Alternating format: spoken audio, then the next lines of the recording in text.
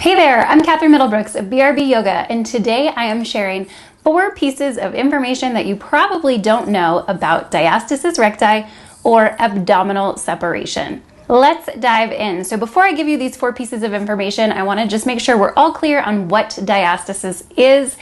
Diastasis is a separation of the abdominal muscles, particularly this top level of abdominals, your rectus, or your six-pack abs. They separate, and the connective tissue that connects them gets thinner and weaker. Very often this happens during pregnancy, and then for many women it will remain after pregnancy, but it isn't just caused by pregnancy. Men and children can get it too. Here are 4 things you probably don't know about it. Fact number 1, this is a very common issue. 30% of women have it 1 year after childbirth. Now, just because it's really common doesn't mean it's normal. And in fact, the fact that that many women have this 1 year after birth suggests to me that we're just doing a really poor job taking care of our postpartum women. And if we did a better job giving women the proper education and movement techniques post-baby, we could really reduce that number. But if you are one of those 30%, I want you to know that you are not alone.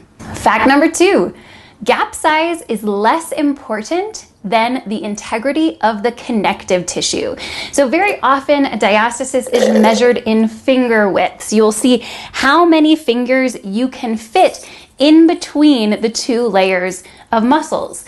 Many women will have a 2-finger, 3-finger, 4-finger. It is not uncommon for women to have to use 2 hands to count how big their gap is. But in terms of function and health, what is more important than the size of your gap is actually what is happening to that layer of connective tissue in between the muscles. When that connective tissue is thin and weak and you can literally stick your fingers deep down into your abdomen, that is a sign that that core isn't going to be functioning well. When that connective tissue has good resistance, it feels thick, it doesn't let your fingers pass through it, that is a sign that your connective tissue is healthy and functioning, and most likely your core is going to be functioning well as well. Fact number 3, nearly 100% of women have a diastasis in their 3rd trimester of pregnancy. They have to have room for that baby to grow. That also means that nearly 100% of women have a diastasis immediately postpartum.